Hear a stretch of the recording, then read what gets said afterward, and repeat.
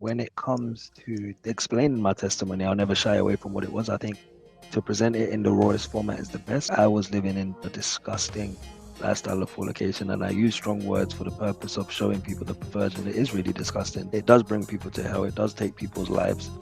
And so it is what it is, whether I was with two people or 10, whether I was with five or eight, it's disgusting. Even just fornication with one person is disgusting. It's disgusting because we wasted our virginity. And it's arrogant to think, oh, that person was with 20, I was only with five, I was only with four. Virgin is always going to be that one that is going to be the most desirable. When I was in the world, I didn't want a virgin because I wanted a woman who was experienced. I was put off by girls that said they were virgins. But now I get it. Naturally, virgin should be the standard. It was 100 years ago. It was 80 years ago. Not anymore.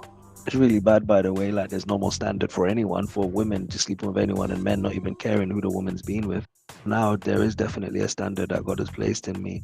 Women who have been with too many men, even when they're saved and born again, it's the trauma element, one, it's the comparison element, two, and there's so many impacts that has, that even when God's freed them, praise the Lord, yes, you're saved, yes, you're born again, there are many elements of, whoa, I've been used, I've been abused, I don't trust men anymore, I've been with bad boys before, I've been with whatever man that had this length and that length. And then now when you meet your so-called Christian husband, it's like, oh, you don't satisfy me like that gangster, you don't satisfy me like that one who had that size.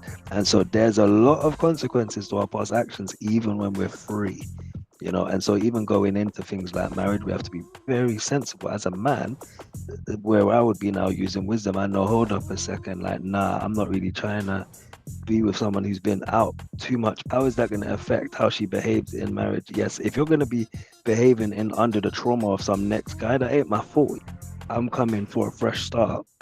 So if the woman's out here behaving the way because Pookie treated you that way, and now you're traumatized and you don't know how to submit because you tried to submit to one man and then he abused the life out of you, and now you're a feminist, that's your business.